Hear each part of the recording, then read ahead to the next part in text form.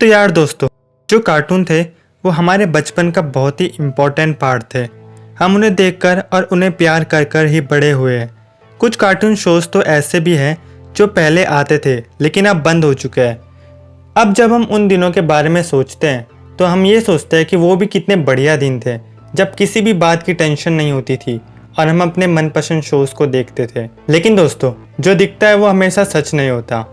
जो कार्टून हम बचपन में देखते थे और जिन्हें पसंद करते थे, उनके ऊपर कई सारी ऐसी कॉन्स्पिरेसी थ्योरीज भी है जो अगर हमें उस समय पता होती तो शायद वो हमारा उस कार्टून को देखने का नज़रिया ही बदल देती।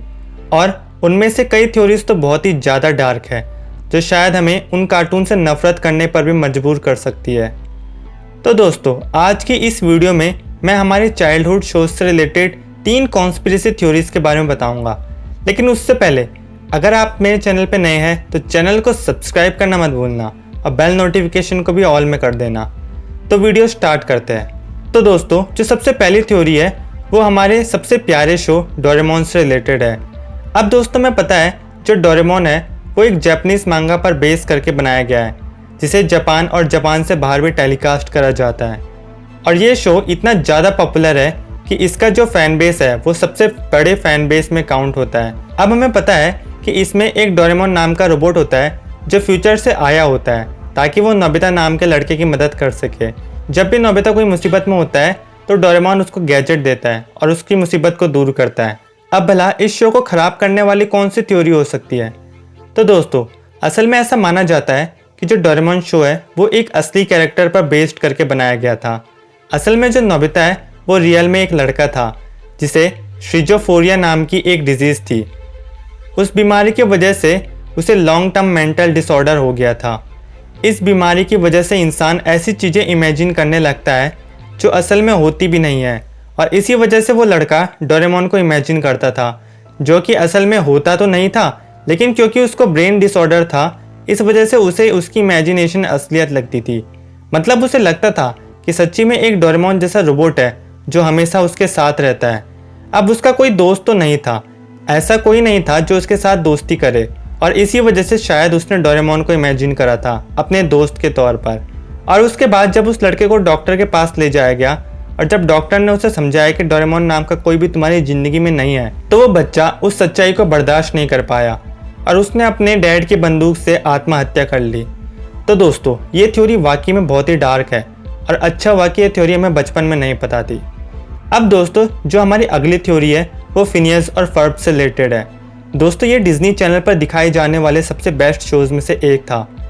इसमें 2 भाई होते हैं जो अपनी समर वेकेशन के दौरान बहुत ही कमाल के क्रेजी इन्वेंशन करते हैं और मस्ती करते हैं, और उनकी जो बहन होती है जिसका नाम कैंडिस था वो हमेशा उनको मॉम से रंगों हाथ पकड़वाना चाहती है, लेकिन वो कभी कामयाब नहीं हो पाती। तो दोस्तों, इस शो से रिलेटेड जो कॉन्स्पिरेसी थ्योरी है वो थोड़ी बहुत डोरेमोन जैसी है। दोस्तों, जो कैंडिस थी वो असलियत में एक लड़की थी जिसका फिनियस नाम का एक छोटा भाई था जो बहुत ही कम उम्र में मर गया था। अब दोस्तों, वो अपने छोटे भाई की मौत का सदमा बर्दाश्त नहीं कर पाई थी।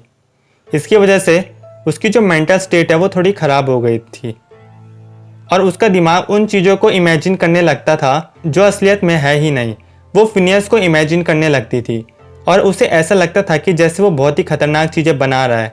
और जो उसका दूसरा भाई था वो ज़्यादा बात नहीं करता था और डिसेबल्ड था। तो दोस्तों, जैसा आपको पता है कि सीरीज़ में भी हमें फर्ब को ऐसा ही दिखाया है जो ज़्यादा बातें नहीं करता।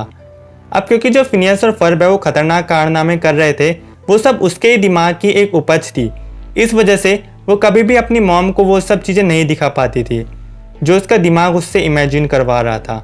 ठीक बिल्कुल वैसे ही जैसे कभी कैंडिस अपने भाइयों को नहीं पकड़ा पाती थी। अब उसके बाद आखिर में उसकी डेथ हो गई थी, जिसके बाद उसकी मॉम ने अपनी बेटी के बारे में डिज्नी को बताया था, जिसके बाद डिज्नी को इसमें इंटरेस्ट आया और उन्होंने इससे इंस्पिरेशन लेकर फिनियस और फर्ब शो को क्रिएट करा। लेकिन दोस्तों, जो फिनियस एंड फर्ब के एक्चुअल क्रिएटर्स हैं उन्होंने इस थ्योरी को नकार दिया था। उन्होंने बताया था कि फिनियस एंड फर्ब को उन्होंने अपने बचपन से इंस्पिरेशन लेकर बनाया था। तो दोस्तों, जो हमारी तीसरी थ्योरी है वो पीटर पैन से रिलेटेड है। अब दोस्तों, अगर आप डिज्नी मूवीज़ के फ़ैन हो तो आपने पीटर पैन तो देखी होगी या फिर इसका नाम तो सुना ही होगा। ये मूवी अपने टाइम में बहुत ही ज़्यादा पॉपुलर हुई थी, इतनी पॉपुलर कि बाद में इसे अपनी एक खुद की स्पिन ऑफ सीरीज़ भी मिली जिसका नाम जेक एंड द नेवरलैंड पायरेट्स था। तो दोस्तों जो पीटर पैन था वो एक नेवरलैंड नाम की जगह में रहता था।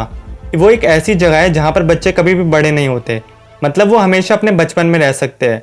तो एक दिन पीटर पैन अपनी दोस्त टिंकर बेल के साथ लंदन आता है और 3 बच्चों से मिलता है।